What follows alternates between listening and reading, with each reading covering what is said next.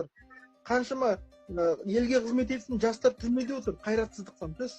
Бізде ұлттық мүдде болса, әрбір қазақтың жасы өзін керек сезінсе, армақ сені сақтадым, құлағың сенің серік деп, азамат сені сақтадым, күнінде маған керек деп. Бұрын қазақта азаматтық ұстау дәстүрі болған. Қазір қазақтың жастары ешкімге керексіз сөзді. Сонда олар бір-бірін пышақтап, ұрсып, төбелесіп, азып қойып жатыр. Неге? Өйткені ұлттық идеология жоқ. Әрбір қазақ айтады, ей азамат, сен қазаққа керексің, өзіңді сақта, өзіңді жақсы көр. Рухани, интеллектуалдық, физикалық дамыт өзіңді. Неге? Сен қазаққа керексің деп айтатын адам жоқ та. Зана көбісі былай дейді, сен жаса, мен қарап отырам дейді да. 30 жылдың ішінде мынандай әлемде жоқ байлықпен отырып, қазақ ең кедей болып қалды.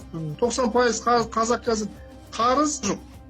Ей деп айтып шыққан азаматтардың бәрі қамалып жатыр, атылып жатыр. Енді ол дұрыс емес қой. Қазақ халық үшін қызмет жасау керек. Халық үшін халық риза болса, Құдай да риза болады. Дұрыс. Сол өңірдің мықты азаматтары болса, бізге қосылыңыздар. Мына жастармен айлансақ, жастарды спортқа берейік, наркотиктан алшақтатайық. ЛГБТ деген қазір Түркістанға кіріп жатыр. Имамдарға айтатын, құрметті имам бауырлар, мешіттерде қазақтың батырлар туралы айтыңыздар, қазақтың билері, қазақтың хандары, мықты қазақтың азаматтары туралы айтыңыздар. Бізге азаттыққа жетудің жалғыз жолы халықтың санасын көтеруіміз керек. Ана 92 миллион теңге беріп отқан депутаттардан сұрасаңыз болады. 92 миллион теңге жылына біздің қалтамыздан, бюджеттен беріліп отыр. Солардан сіздер спрос жасасаңыздар болады.